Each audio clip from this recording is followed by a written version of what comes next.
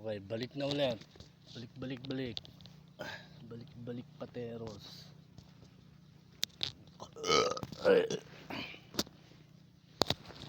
So, yung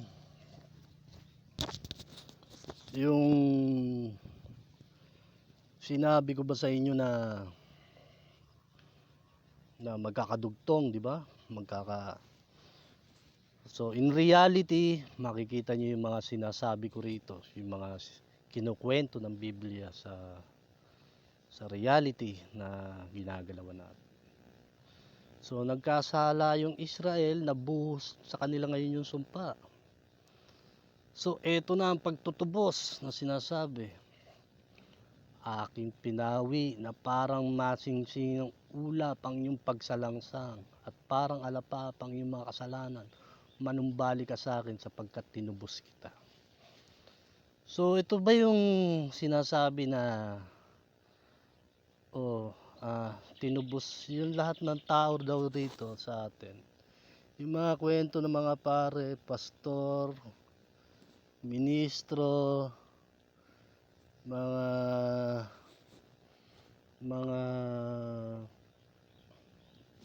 tsumutsurba lang na mga ministro. Ito ba yung sinasabing tinubos ka raw ni Jesus? Ito ba yung sinasabi na tinubos ng dugo ang iglesia ni Kristo, yung iglesia ni Batman, iglesia ni Gulapo, iglesia ni Gamol? Ito ba yung sinasabing tinubos? Ano ba yung tinubos na sinasabi ni Kristo? Di ba?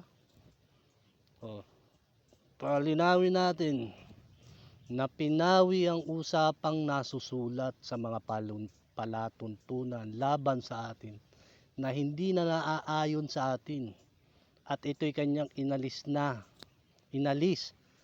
ipinako sa krus. Ano yung palatuntunan na yun?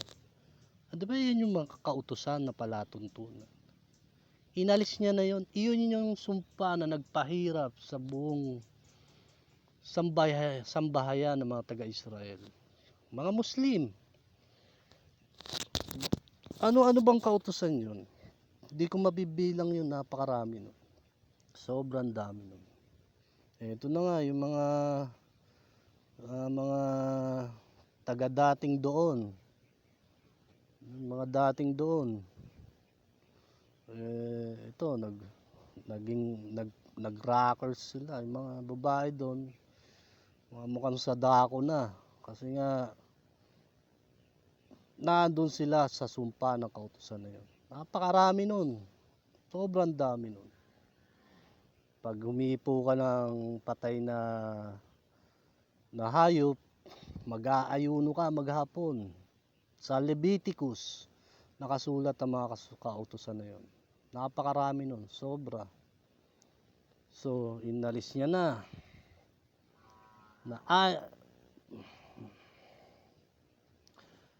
ito nga, di ba yung pagpapala? Anong sinabi doon sa Galatian? Ang pagpapala. Sila'y nahuhulog sa biyaya.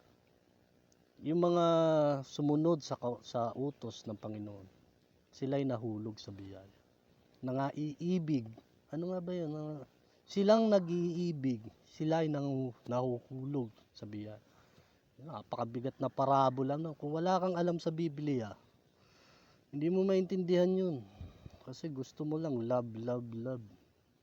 Hindi mo maintindihan yung mga parabolang. Ano ba yung nangaiibig? Ito yung ibig. Ano ba ang kautusan ni Jesus? Iibigin mo ang Panginoon mong Diyos. Iibigin mo ang iyong kapwa. So, silang nangaiibig. Yun yung ibig sabihin. Yun yung mga kautusan. Yun yung bagong kautusan. Silang nangaiibig ay nahuhulog sa biyaya. So, yung sumunod sa Panginoong Hesus, tayo ay nangahulog sa biyaya. Bakit? Ano ba yung biyayang yun? Ang biyayang yun, yun na yung sinasabing buhay mo. Kasi Yung tao kasi, hindi siya maniniwala hanggat hindi niya nakikita. Show the money nga, di ba?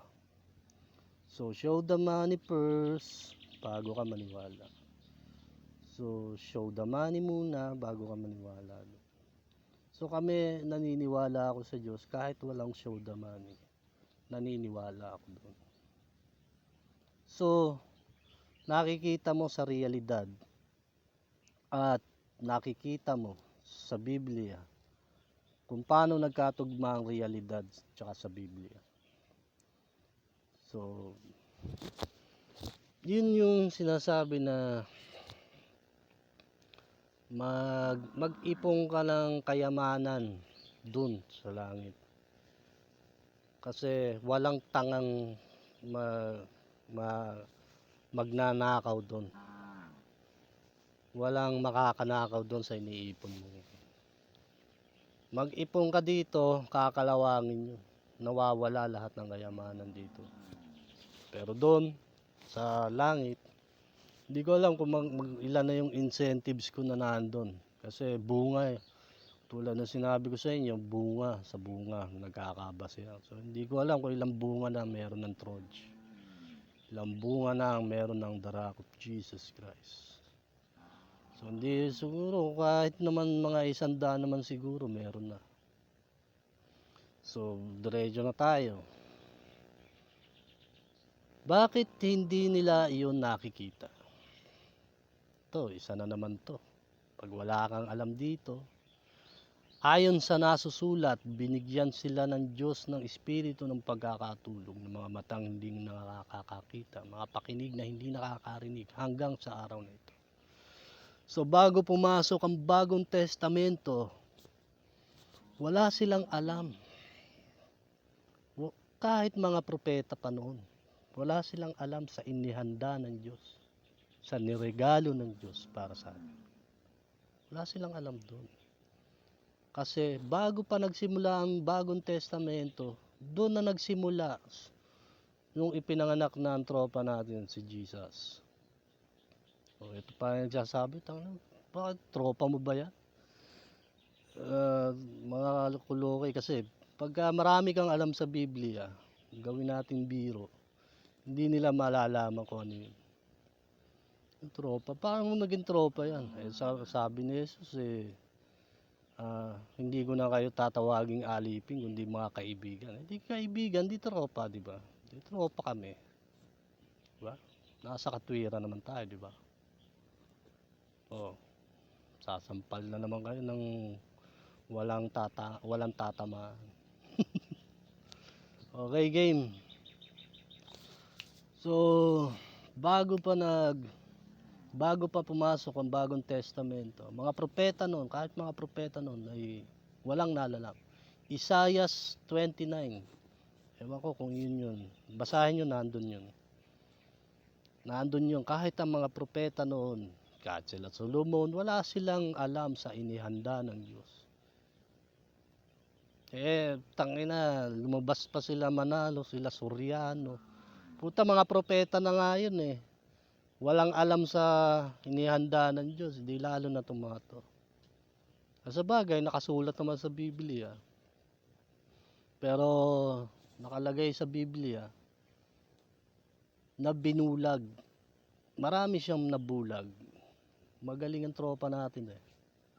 Hindi niya basta-basta na ibinibigay ang kayamanan yun. Yun ay dahil darating ang paghuhukom, na aabutin kayo ng paghuhukom. Doon mo na masasabi na pag inabutan ka ng paghuhukom na yun, andun na yun, na doon mo na malalaman ng lahat. Sabi nga sa Biblia na pagkakumidlat sa silanganan, pagkakumidlat sa kanluran, aabot doon agad sa silanganan. So pagdating ng anak ng tao, yung hindi ako sino bang tinatawag na anak ng tao? Kundi yung berbo natin, si Jesus. Siya ang berbo, siya ang salita ng Diyos, di ba? Ang salita ng Diyos ay buhay. Kaya yan, ayun, yung pa isa, yung spirit, bakit daw doon sa mga debate natatawa ako. Yung pa isa, bakit tinatawag na Holy Ghost? No, bakit santong multo? Holy Ghost, 'di ba? Santong multo, yung tinatawag na Holy Ghost, yung Spirit. Bakit nga ba rin siya yung Diyos? Sabi nga ni Jesus, hindi ba nila nalalaman na aking sila salita ay tungkol sa Espiritu? Ang salita ay Espiritu. Ang salita ay may buhay. Yun yung may kaluluwang may buhay. So pag ang salitang yun napunta sa'yo, yun yung Espiritu na may buhay. Dala nun ng buhay na pumapasok sa'yo. Nakuha nyo. Kaya tinatawag siyang Holy Ghost. Siya ang Espiritu, ang berbo ng Diyos. Kaya nga kami ay mananahan sa iyo. Yung Ama at si Jesus, mananahan siya sa iyo. O sasabihin na naman yung mga tanga, nasa akin si Jesus, tsaka si Ama, paano napunta sa iyo? Puta na. Di ba? Sa mga tanga, hindi nila nalalaman yung Holy Ghost, kung ano yung Holy Ghost. Kasi, sabi ko, ang salita ay buhay. Ang salita ni Jesus, ang berbo.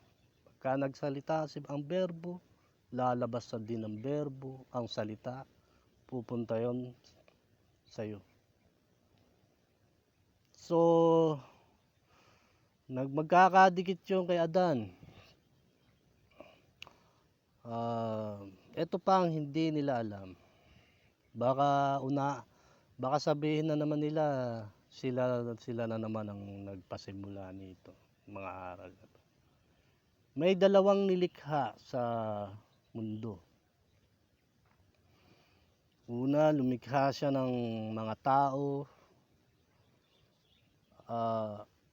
Lumikha siya ng mga tao na may kapangyarihan sa mga isda, sa mga punong kahoy, sa mga lahat. Yun yung tinatawag na Diyos noon. Ewan ko kung yun yung tinatawag na Nephilim, kung mga Nephilim, mga anghel ng Diyos noon. Gumawa siya ng tao na may kawangis ng Diyos. Pag ibig sabihin ng kawangis ng Diyos, siya ay Diyos. Pero hindi tunay. Baka sabihin nyo na naman, batang na, isa lang ang Diyos tapos ang daming Diyos. Iisa ang tunay na Diyos. Tandaan nyo. So, gumawa ang tao, winangis sa Diyos. Tapos pangalawa, gumawa na naman siya ng Adan at Eva, Adan, na ginawa sa putik na may kaluluwang may buhay. Ayun ba yun? Tama ba yun? May kaluluwang may buhay. So, ginawa si Adan, wala siyang kamatayan noon. Hanggang pumasok ang kasalanan, doon na nagkaroon ng kamatayan ang tao. So, ginawa si Eva, hanggang sa dumami sila. Hanggang sa dumami. Ewan ko doon sa mga winangis ng Diyos, nasaan na kaya sila. Nasa tabi-tabi lang siguro. Nakakatakot pa. Nandyan lang yun, mga yun. Mga angels yun. Mga totoong angels yun. May pakpak. Hindi ko alam. Wala akong alam dun.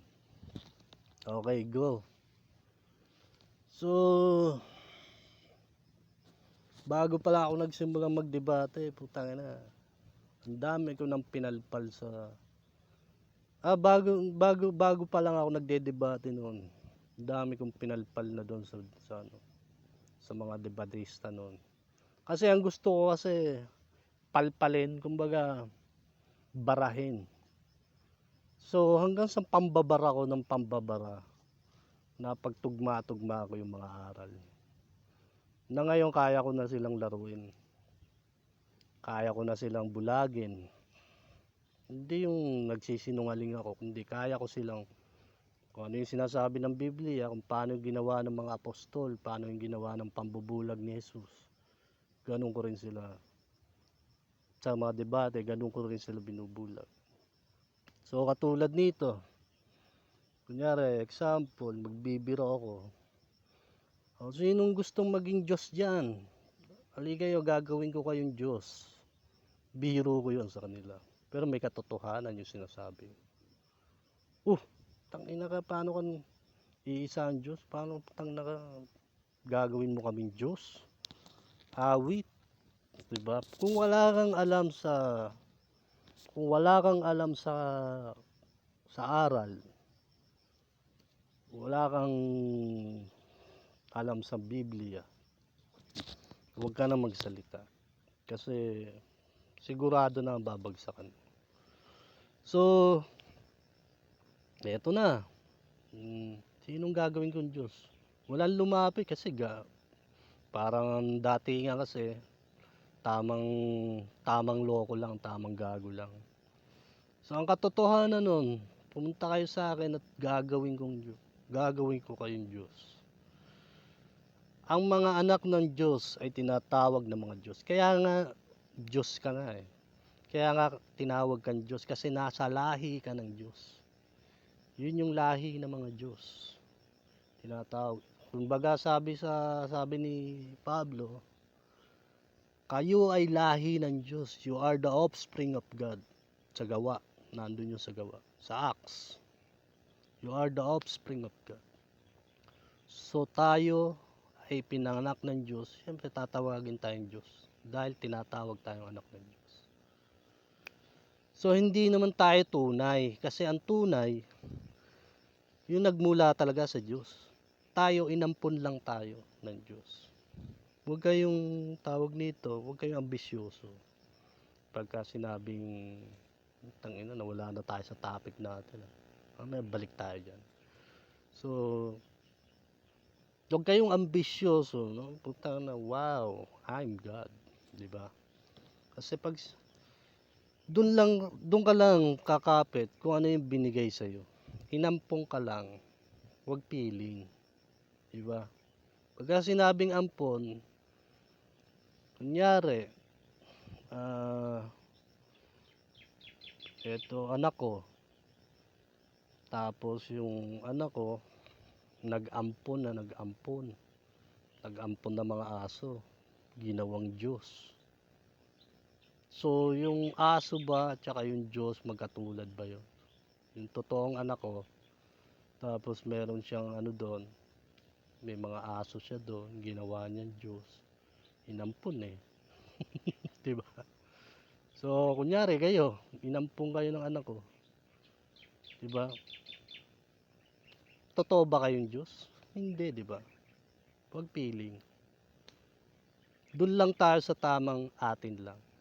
Yung katamtaman na, yun lang yung, kung ano yung para sa atin, yun lang yung para sa atin.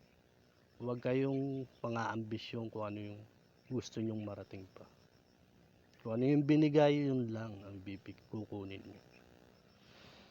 Naiihi na naman ako. Tangina. Makakailang part na naman tayo nito. Ihi muna ako.